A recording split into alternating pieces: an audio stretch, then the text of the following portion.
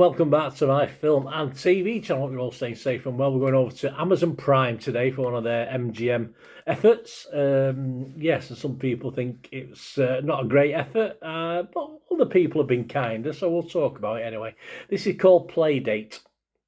Classed as a buddy action comedy, directed by Luke Greenfield and written by Neil Goldman. And it first appeared on Amazon Prime on November the 12th, 2025. I did my review on November the 19th, having watched it in the morning while I was doing other things as well. But it was all right as background.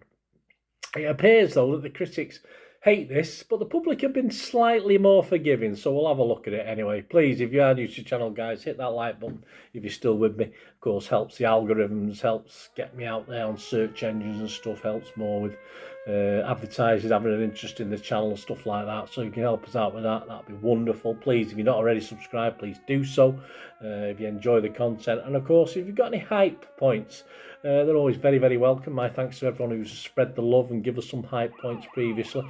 But if you've got any hype points to spare, guys, that'd be great. And that helps the algorithms as well. That helps the channel, helps the content for future, stuff like that. So if you can do that, wonderful.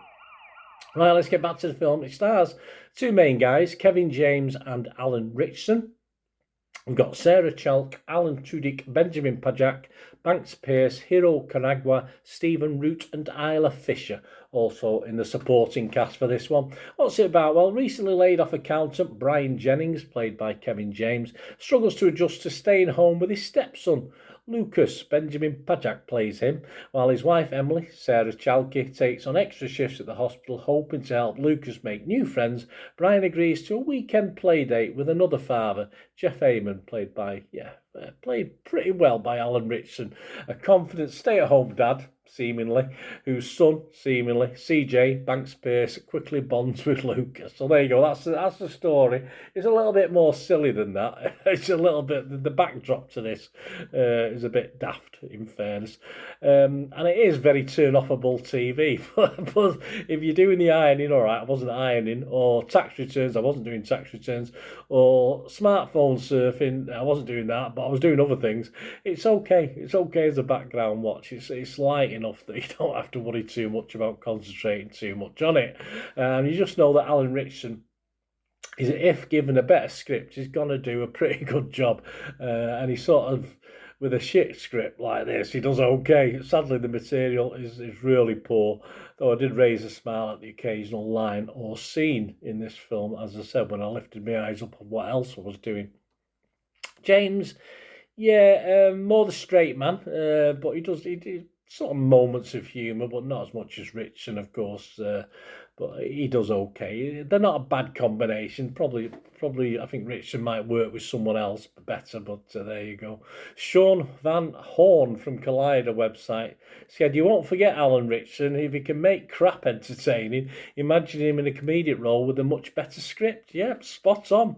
He is one reason I kept watching in hope anyway, so I think he's done a comedic role before, I'm fairly sure he has. Anyway, I can't think off the top of my head. Gregory Newsom from Screen Rant was equally scathing. He said, "Nearly everything Richardson and James do in the name of comedy is forced and untethered from reality. Then again, so is the movie. So at least it's consistent." Yeah, action comedies don't have to make sense. Of course you don't particularly. But the setup and the storyline and the plot is pretty ridiculous. I mean, it doesn't help. And it wouldn't have been a total disaster, as I said, with a better script, better material, but it just makes it all seem a bit silly, really. Brian Tallerico from RogerRabbit.com said, "Luke Greenfield's atrocious Playdate is a remarkably stupid movie that thinks you're remarkably stupid too." Well, some films you have to put your brain in neutral, don't you? With this, you possibly just have to turn the key and turn the engine off to watch it, but that's probably how you do it. The last critic we're going to look at, because the critics aren't kind, the public aren't too bad actually, but Matt Donato from AV Club said, "When people complain about the death of mainstream comedies, it's bottom-feeding films like Playdate that are the genre's executioner. No energy, no wit, just a tasteless and tacky sequence of events that barely manages to clear the bar for what's still considered a movie." There you go. Listen, it's a streaming film. It's churned out by the wonderful Amazon MGM. They have good, they have bad. You wouldn't be happy paying for this if you went to the cinema, of course you wouldn't, or even renting it. But if you have an Amazon Prime subscription, then probably you paid now, particularly apart from obviously for all other content. Most people pay for it to get free delivery, next day delivery on parcels. So if you get films thrown in for now, well, you can't really say too much. But unfortunately, if you pay your subs to watch films, then obviously you'll probably be a bit pissed off that your subs have gone to making something like this. But yeah, despite the efforts of Richardson, I think this is a proviso of this. I mean, it is Richardson who, for me, makes this at least bearable. But, as I said, score-wise, the public are a little bit more forgiving on this and appears to have kept their expectations very low, which you need to do. And so we're not that disappointed. So a bit of mix, but generally okay.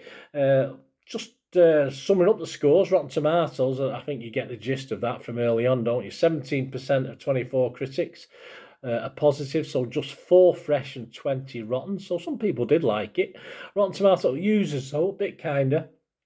3.4 out of 5. Metacritic, their average, 20 out of 100. Only 5 critics, so none were positive, 1 was mixed, and 4 were negative. Metacritic users didn't like it, 4.3 out of 10, but we get a little bit kinder on Internet Movie Database. Always have a quick look at what the score is on there. It's getting a 5.5, which isn't bad. 9,000 scores and reviews. A lot of more complimentary reviews of saying, what do you expect? As in, what do you expect? Some sort of highbrow comedy. It's just what it is. But 5.5 is very kind, I think. I'm not going to give it a score. I have to rate something a 5 out of 10. And although Richardson nearly pushed me to a 5 out of 10, it's just overall, it's just not good enough. So not quite a 5 out of 10. So I'm not going to give it a score. I won't give this a score. But if it's not quite a 5, I think you can probably guess what I'd give it. But there you go. That's the rules. That's what I do. So as I say, apart from the gentleman already mentioned 3 or 4 times, yeah, a bit disappointing to say the least. Let me know what you think, guys. Great to have your views on this film. As I said, the public, and I class myself as a public as well, are quite kind to this, so let me know what you think, please. Hope you enjoyed anyway. Please push those buttons. If you want to contact me or you want to help with the channel, as in, sponsorship, stuff like that, or you just want to shout out charity or just personal, just let me know on the ways of doing that. All you have to do is keep watching and listening. Hi again, hope you enjoyed the feature, guys. Thanks for watching. Please, if you did enjoy the content, please give us a thumbs up, and if you've not already done so, press that subscribe button. If you're not already subscribed, that'd be wonderful. It's free to subscribe, absolutely free. Also, check out my social media links if you want to follow me on TikTok, Instagram, X, Facebook. They'll all be in the description below. And my special thanks to supporters of the channel, yes, Piat6505, who have an eBay shop selling film and TV memorabilia, including posters, books, magazines. There'll be a link again in the comments section. And if you're into your football, don't forget my football stuff on Manchester City for general football fans, but mainly City fans, of course. Or if you know someone who might enjoy that, give them a kick in my direction. I'll be very, very grateful. And as ever, guys, comments on this feature is wonderful. Anything to do with film and TV is always very, very welcome. It's great to talk film and TV. I thank you guys for your support. Stay safe, everyone.